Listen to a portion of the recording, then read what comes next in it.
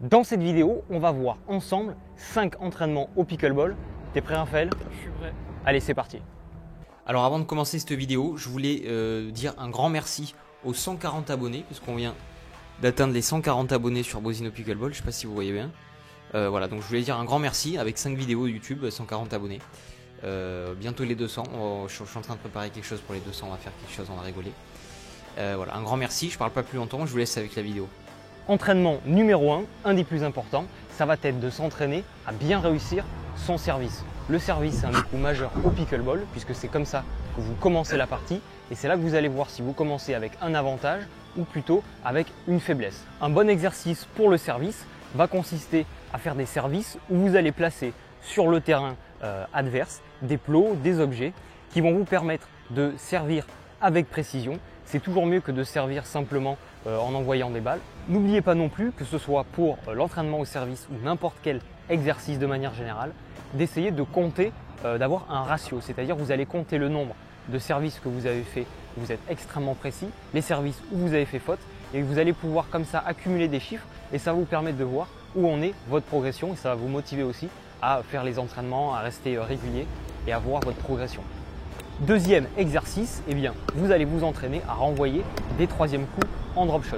Ce que vous pouvez faire, c'est que dans la continuité du premier exercice, vous allez demander à votre coéquipier de vous renvoyer un retour et vous, ce que vous allez faire, c'est envoyer un troisième coup. L'objectif, c'est à chaque fois de bien réussir les drop shots. Et si vous ne voulez pas faire cet exercice dans la continuité du premier exercice, c'est-à-dire dans la suite du service, vous pouvez simplement mettre un ami à vous à la cuisine et il vous renvoie les balles et vous pouvez faire comme ça des dizaines, des centaines de drop shots au troisième coup. Pour cet exercice, et ça va aussi pour tous les autres exercices de cette vidéo et de manière générale, pensez à toujours travailler votre coup droit comme votre revers. Très souvent, on va avoir envie d'éviter là où on est moins bon, les revers surtout, alors qu'en fait, c'est justement là qu'il faut s'entraîner. Je vous donne un exemple concret. Quand vous vous entraînez à renvoyer des troisièmes coups en drop shot, souvent, on va avoir tendance à être moins efficace sur le revers.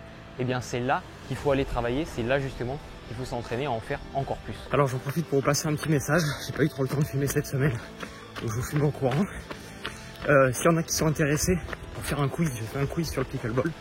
Je vous ai mis le lien en dessous dans la description de la vidéo pour voir un petit peu comment on peut s'améliorer en jouant, etc. par rapport à son niveau de jeu. Donc si ça vous intéresse, vous pouvez aller y participer. Je sais pas s'il va rester longtemps, parce que je suis déjà en train d'en faire un autre. Donc si vous voulez faire le quiz, allez-y.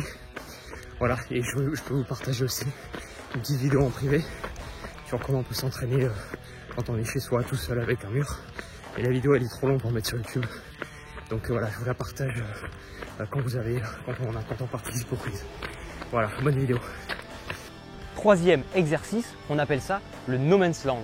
L'exercice consiste tout simplement à vous mettre au milieu du terrain dans ce qu'on appelle le no man's land, c'est-à-dire la zone où on n'a surtout pas envie de rester parce que ça devient très compliqué de continuer à jouer dans cette zone. L'objectif, il est simple, vous êtes dans cette zone ici, votre objectif est de monter à la cuisine et votre coéquipier, votre collègue qui est en face, lui doit vous maintenir au milieu de cette zone, voire même vous faire reculer. Donc vous êtes en position désavantageuse pour commencer cet exercice et votre objectif c'est de monter à la cuisine et là vous allez vraiment travailler toutes les balles qui sont dans vos pieds, qui sont compliquées à renvoyer. Et ça va vraiment vous servir en match quand vous êtes dans cette situation. Si jamais vous devez vous entraîner avec une personne qui par exemple a du mal à vous renvoyer des balles très précisément, eh bien n'oubliez pas que vous pouvez tout simplement lui demander de prendre la balle à la main et de vous renvoyer les balles. Ça va vous permettre à vous d'être plus efficace dans votre entraînement. Vous allez passer moins de temps à aller chercher les balles et à la fin ce qu'on veut c'est répéter un bon mouvement afin de s'améliorer.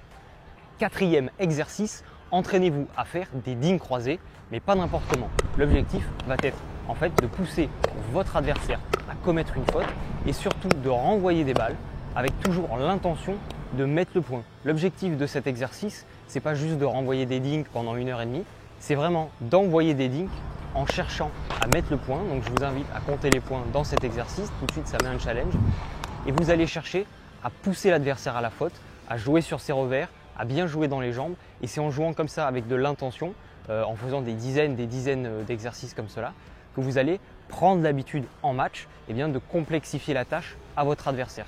Donc retenez bien, souvent quand on fait des dinks, on a envie d'en faire, mais le but c'est pas d'en faire le plus possible. Le but au contraire c'est de compter les points et de pousser l'adversaire à mettre la faute.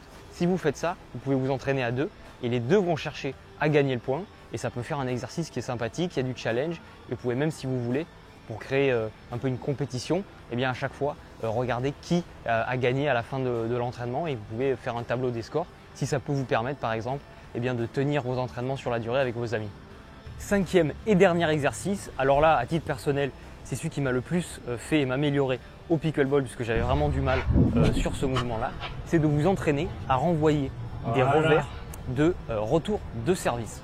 À ce moment-là, quand vous envoyez un retour de service, généralement l'adversaire a servi très fort, souvent en fond de terrain, donc il faut vraiment être concentré.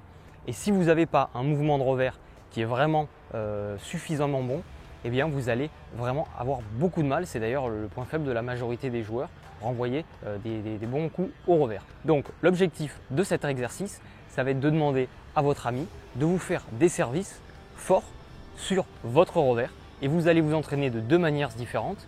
La première, ça va être de renvoyer des revers à 2 mains qui vont vous permettre de renvoyer des balles avec pas mal de force et aussi de renvoyer des revers avec une seule main.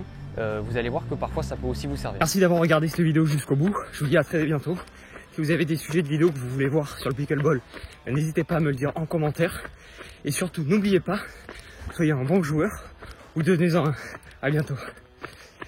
Oh là là, qu'est-ce qu'il pleut ici.